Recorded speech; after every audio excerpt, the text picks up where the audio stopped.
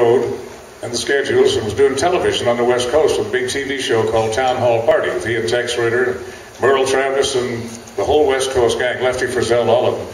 And he didn't have to travel. He was a co-producer of that show, so Gene was looking for a replacement. Dick Jones, who has been here for this event on several occasions, called me and asked me to come out and sing at a private party in the San Fernando Valley on he and Betty's 8th wedding anniversary. What he didn't tell me, the people in the audience were going to be Roy Rogers and Dale Evans, all the sons of the Pioneers and their wives, and Gene and Ina Autry. And I'm the entertainment. And I'm out there, and my knees are shaking like castanets, but I figured, well, tough it out, I'm going to go for it. So I got up and sang a couple of songs, 3, 4 songs, but I played the guitar like Johnny Bond because that's where I learned to play the guitar. I've been playing since I was 12. My dad gave me a guitar that he'd won in a poker game in the Army. He's a piano player, so he never played it. But I listened to those records and learned every note that Johnny Bond put on those records, and that's the way I played. And a couple of weeks later, after he heard me sing at that party, he called Dick Jones and said, Johnny Bond's leaving the show. I'd like to talk to that Western kid about taking his place. So the next afternoon I was down there. By the time I left, Gene had signed me to a contract as his replacement for Johnny Bond, his personal guitarist and featured singer on the show. I mean, who gets to work for your hero? But I did.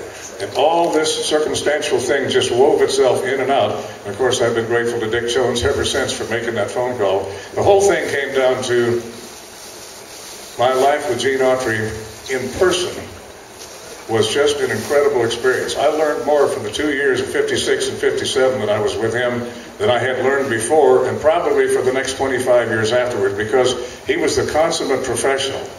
Nobody could doff a hat and take a bow like Gene Autry. Just the way he'd kind of swept it off of his forehead and took that little chin down bow, whether he was on or off champion, was something that was just spectacular. It still is in my mind's eye to this day. Nobody's been able to duplicate that.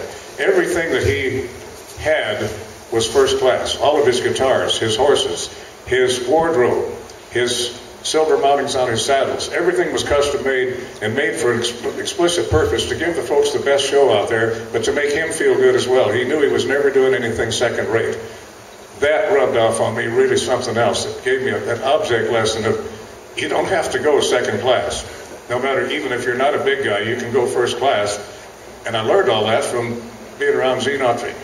Now, Gene, unlike Roy Rogers, who was exactly the same on the screen as he was in person.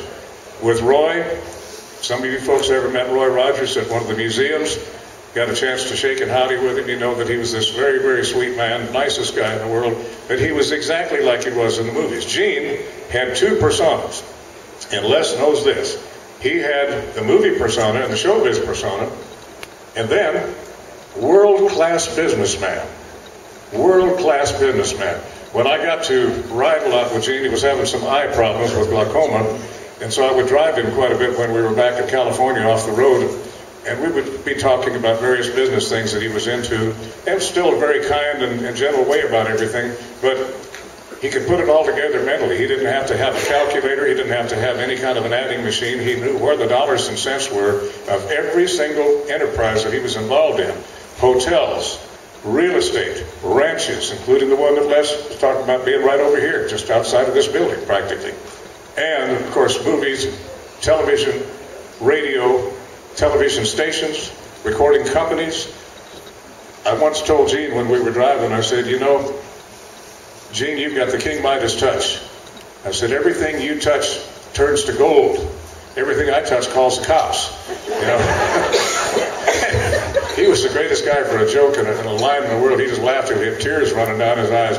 I loved being around him personally and professionally, but to watch him operate, and he did this very casually. He'd be sitting behind that desk and take a phone call and make a $250,000 deal without even looking down at the desk. He had all the figures and facts on this deal. I saw him one day